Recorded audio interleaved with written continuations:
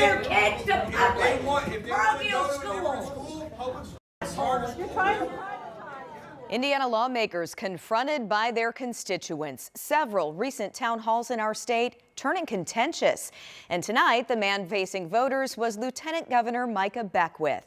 This evening in Franklin, the Lieutenant Governor fielded some tough questions from Hoosiers on edge. You want to serve? Some people held up their hands for over an hour, hoping to be called on by Lieutenant Governor Beckwith, taking questions from constituents at Franklin City Hall.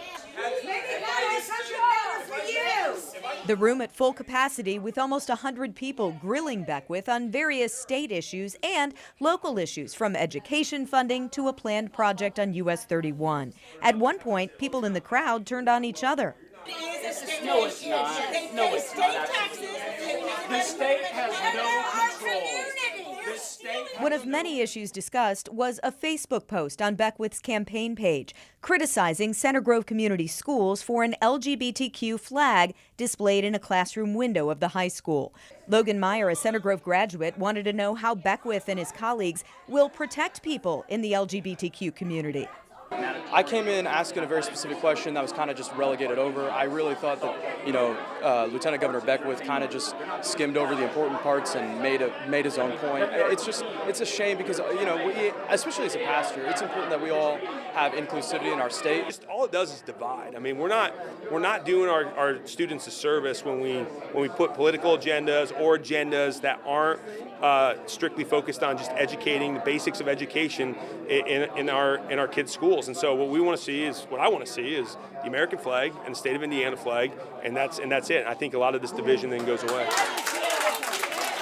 The packed crowd had plenty of vocal voters, but it's something Beckwith says he welcomes. I knew I was walking into a little bit of a lion's den, but that's a good thing, because if there's a question that I can't answer, then I either don't know it or I'm wrong and I need to change, right? So Lieutenant Governor's team says they are planning more events like these. Exact dates and times have not yet been announced. Of course, when we get them, you'll be able to find all that information on WTHR.com.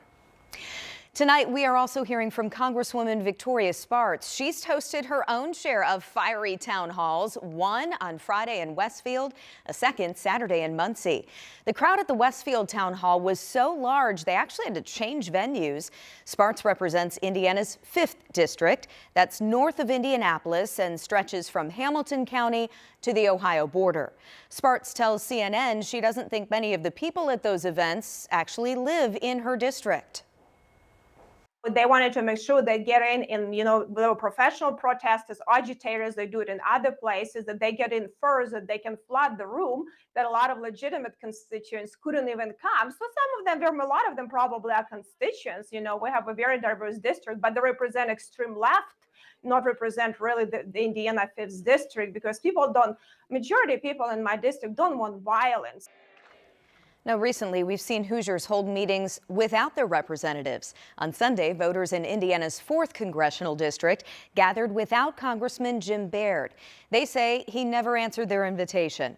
13 News did reach out to Baird's office about any future town halls. We did not get a response.